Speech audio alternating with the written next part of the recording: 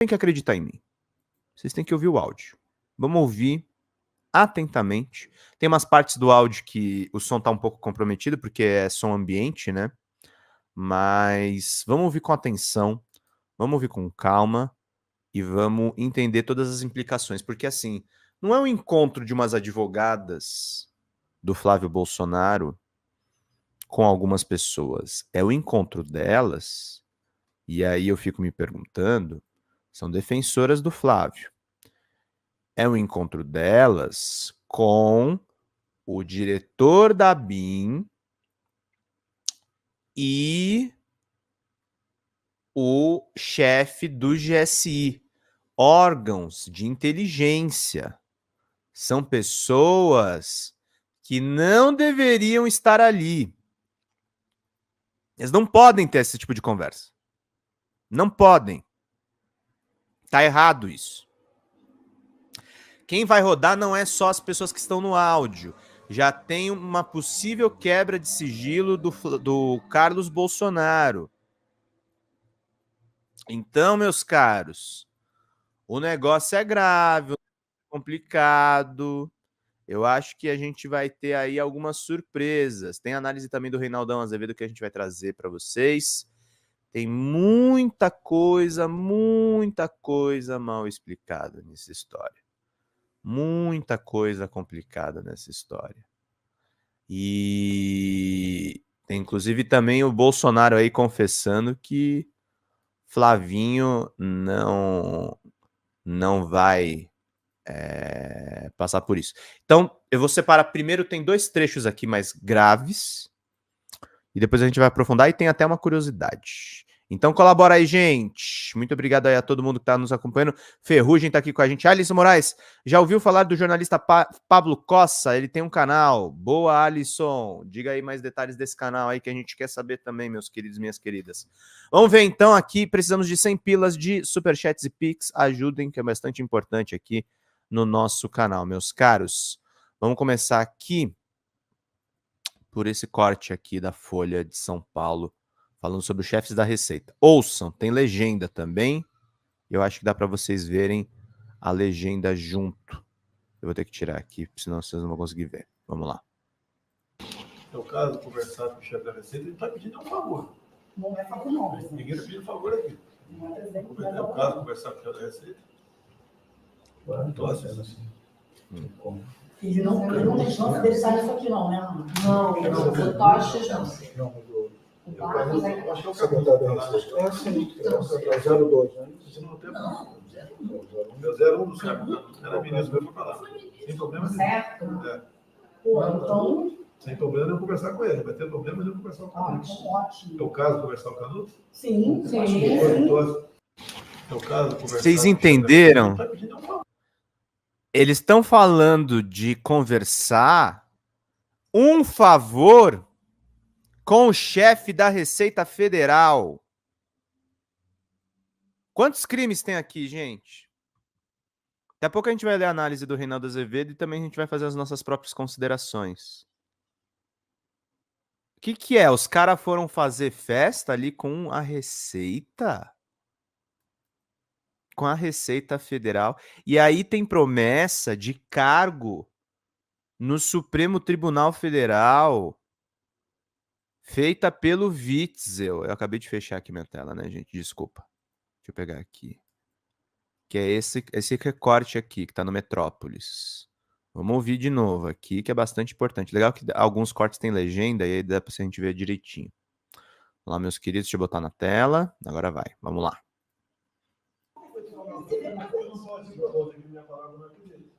Ano passado, mesmo ano, encontrei o Witzel, tinha problemão, bem pequenininho.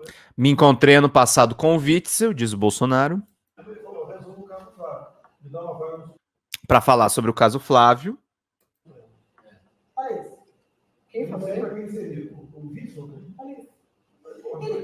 Witzel, ex-governador do Rio de Janeiro, antecessor do Cláudio Castro. Cláudio Castro, na época, era o vice dele. Não. E ele... Não é chantagem, não. Sede de poder. É. Mas questão de poder. Você sabe o que vale você ter um ministro e um Monteiro Supremo? É.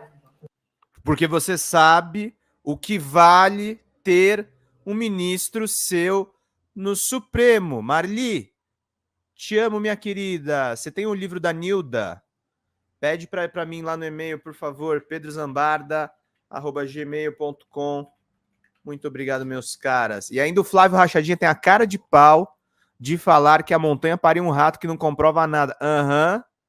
Por isso que tem que olhar com calma, gente. Com calma. Com essa montanha de... Exatamente, Nair. Como é que esses caras continuam soltos? Como é que esses caras continuam soltos? Seguimos precisando, gente, de 80 pilas. Quem puder nos ajudar, muito obrigado. A nossa querida Marli Carrara, meus caras. Então, Zambardi, então, o Moro a ser ministro do Supremo, mas veio o Witzel com essa. Não, então, e assim, presidente da República falando com a advogada, as advogadas do filho sobre conversar com a Receita e dar cargo no Supremo para o governador do Rio. Pois é. Então, mas o que ele ia fazer? Ele ia colocar um procurador-geral. Não, o Flávio trabalhando, ele fez o Flávio trabalhando. Ele queria ser procurador-geral, esse mensaje. Era o Flávio Trabalhando. Ele prometeu para o Flávio Trabalhando. Era o Flávio Trabalhando. Meu irmão, nós defendemos os militares, né? Eu fui advogada, o general Cerqueira, na época da ditadura. Nós queremos os militares na ditadura. Todas as copas que finalizou a Comissão da Verdade foi do escritório. Né? Todo mundo embaixo. Tem que sair deles, 50 empresários esperando tudo, né? 50 empresários me esperando. Isso aqui é grave, tá, gente? Isso aqui... Bolsonaro tem que explicar isso aqui. Tem ele também responsabilizando o próprio filho. Esse outro recorte aqui importante. Sobre a Operação Furna da Onça que aconteceu no Rio de Janeiro. Destaque aí da professora Ângela, pré-candidata a vereadora pelo PSOL. Então, e com isso a gente consegue anular a Furna da Onça de um modo geral. Conversando sobre anular uma operação com o presidente da República. Com o presidente da República. Falando em cancelar a operação. A outra questão seria uma reclamação no Supremo, quando foi julgado aquele curso. São as advogadas do Flávio falando, tá, gente? Os advogados da firma da nossa, os deputados, estão trabalhando. Não, tem reclamação. Aí o Bolsonaro fala, sobre a Operação Furna da Onça, os deputados estão trabalhando, os parlamentares estão trabalhando. Não, tem reclamação disso aqui. O maior culpado da Furna da Onça é o Flávio, diz o Bolsonaro. Verdade, é isso. Não, É verdade, é isso. não é que ele é o maior culpado, ele é o único culpado. Ele não é o maior culpado, é o único culpado. Operação Furna da Onça, gente, olha só. O que foi a Furna da Onça? A gente já termina de ouvir o áudio aqui. É uma operação deflagrada pela Polícia Federal em 2018.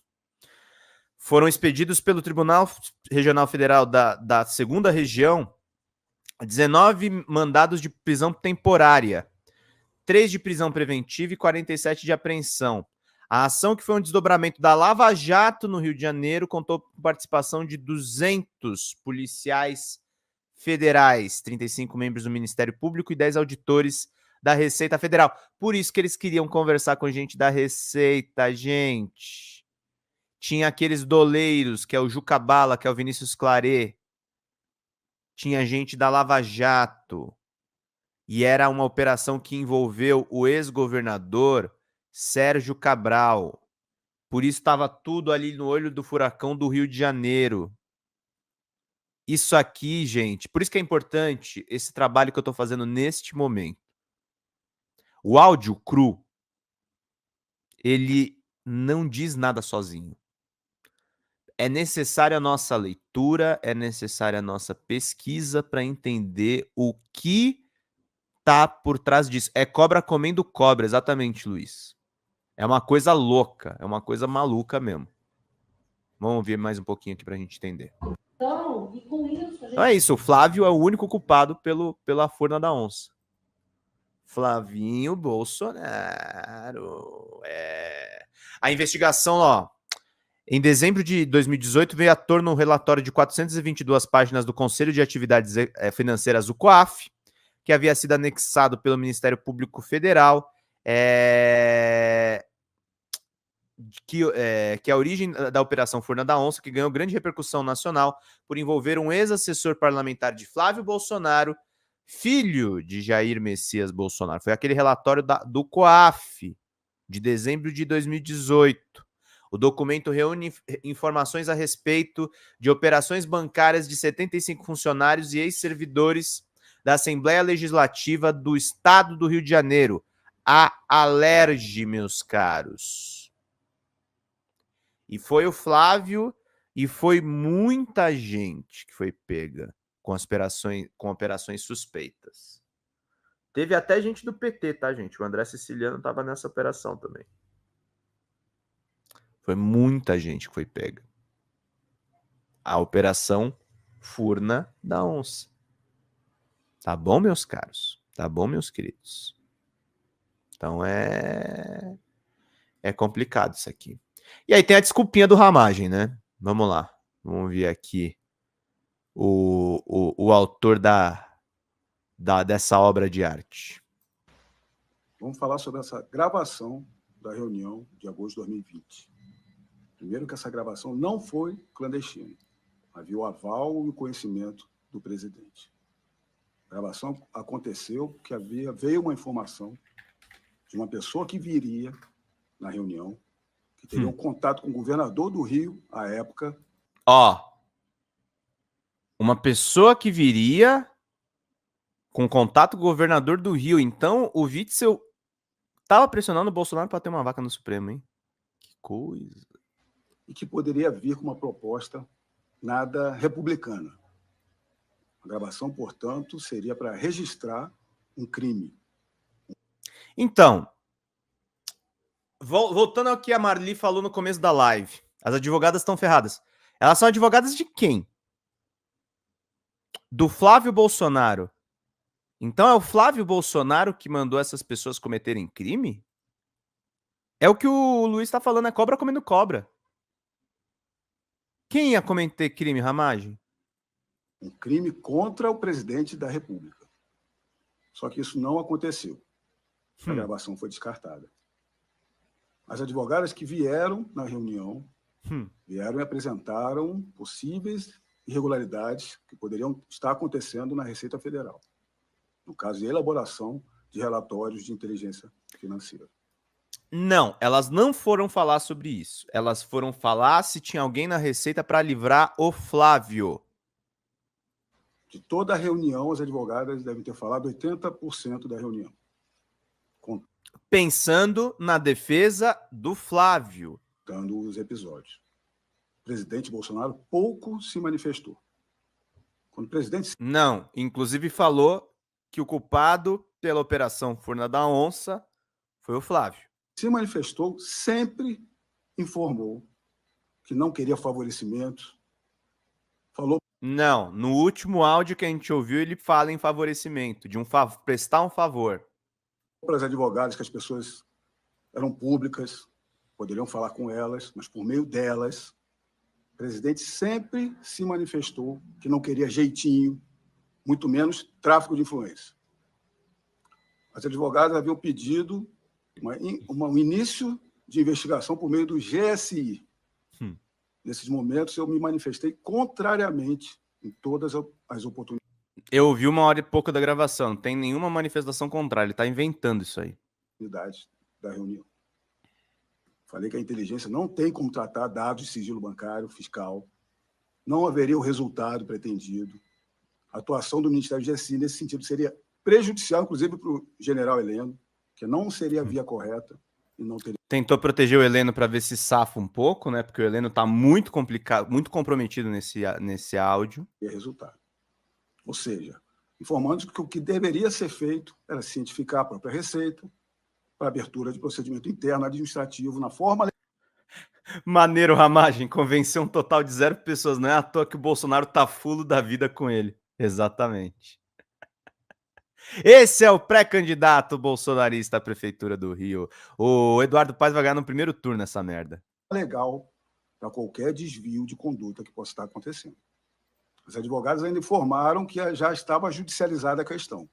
Então, nós informamos que entrasse com a questão, com os dados, com as informações nos juízos competentes, inclusive no STF. Esse é o delegado Ramagem, o arquiteto dessa ABIN bolsonarista. Parabéns, Ramagem, parabéns por se incriminar tanto assim. A sociedade brasileira agradece pelo serviço prestado. Tem até elas confessando, as advogadas, que o pai de uma recebeu proposta de corrupção da CBF. Eu deixei até separado esse trechinho aqui pra gente ouvir juntos. Vamos lá, gente. Olha isso. Olha lá. Quem falou? Ele tem a polícia civil nas mãos. Reclamando do Vic. Sede de poder. Leninho falando. Você tem um ministro e Monteiro no Supremo. Pois é. Na verdade, o que ele ia fazer? Ele ia colocar um procurador-geral. Não, o Flávio Itabaiana, ele o Flávio Itabaiana. Era o Flávio Itabaiana. Ele prometeu para o Flávio Itabaiana.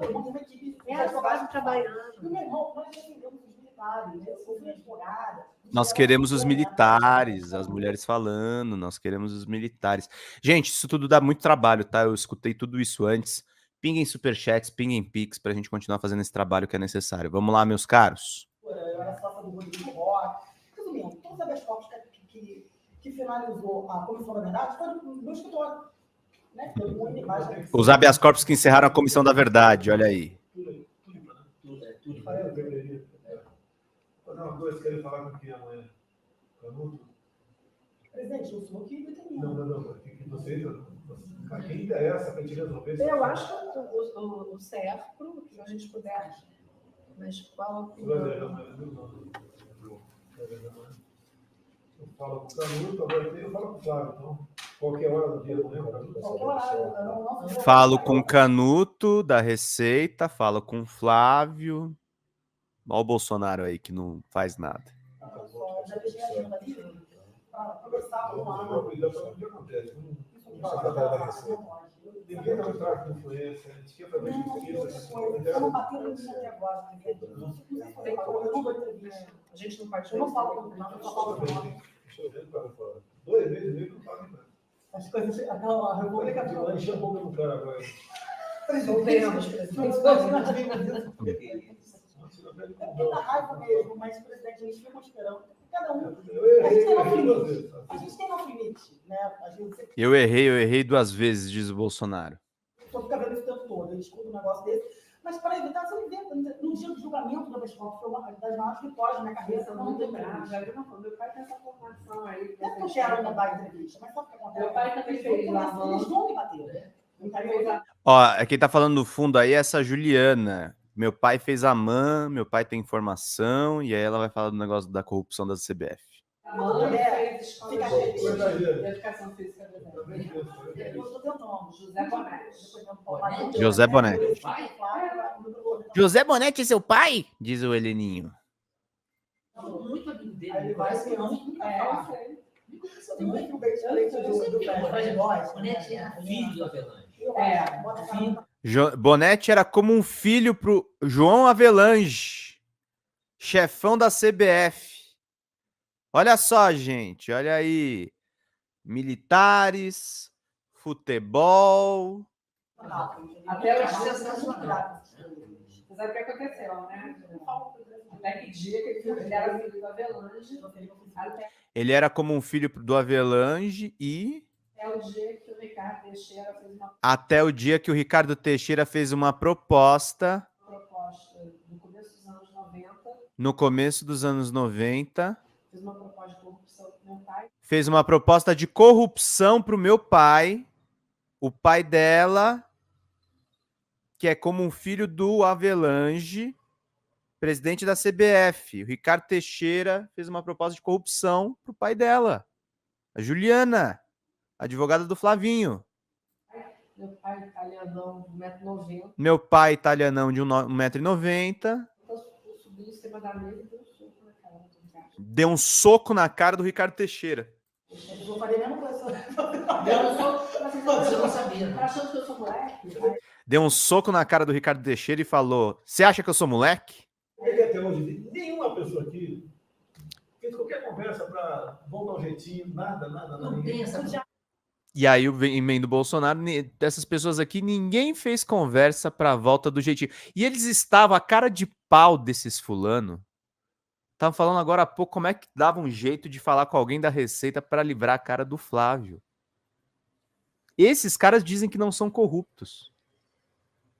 É lindo esse áudio, gente. É aquele áudio que pega não pega uma coisa, pega uma constelação de escândalos. É lindo isso aqui. Não tem esse tipo de conversa. Acho que eu mandei com ele aqui na. É isso, gente. São alguns trechos que eu separei para vocês. Não sei se vocês viram em outros lugares, mas aqui a gente destrincha de uma maneira muito mais relevante,